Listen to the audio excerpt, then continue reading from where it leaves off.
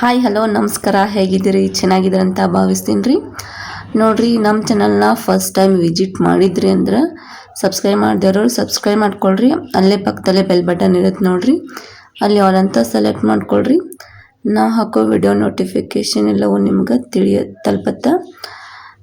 ಇದು ನೋಡಿರಿ, ಯಾವ ರೀತಿ ನಾವು ವಾಲ್ಪೇಪರ್ ಮೇಲೆ ನಮ್ದು ಫೋನ್ ಡಿಸ್ಪ್ಲೇ ಮೇಲೆ ನಮ್ಮದು ಫೋಟೋ ಹಾಕ್ಬೋದು, ಅಥವಾ ಬೇರೆ ಯಾರ್ದಾದ್ರೂ ಫೋಟೋ ಹಾಕ್ಬೋದು, ಅಥವಾ ದೇವ್ರದ್ದು ಫೋಟೋ ಕೂಡ ಹಾಕ್ಬೋದು.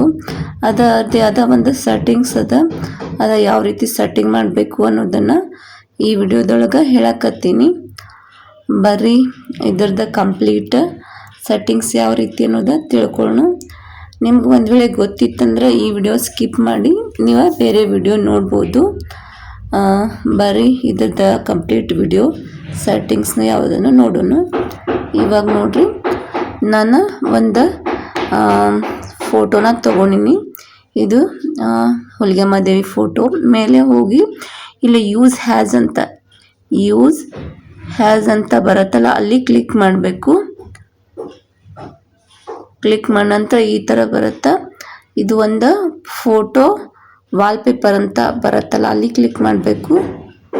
ಕ್ಲಿಕ್ ಮಾಡಿದ ಬಳಿಕ ಈ ರೀತಿ ಇಂಟರ್ಫೇಸ್ ಬರ್ತೈತಿ.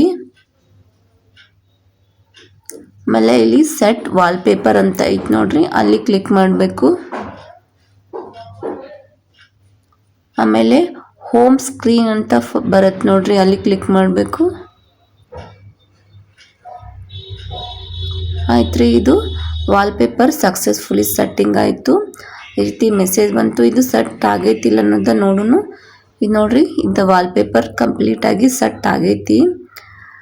ಇನ್ನಷ್ಟು ಇನ್ಫಾರ್ಮೇಷನ್ ವಿಡಿಯೋಗಳಿಗಾಗಿ ನಮ್ಮ ಚಾನಲ್ನ ಸಬ್ಸ್ಕ್ರೈಬ್ ಮಾಡ್ಕೊಳ್ರಿ.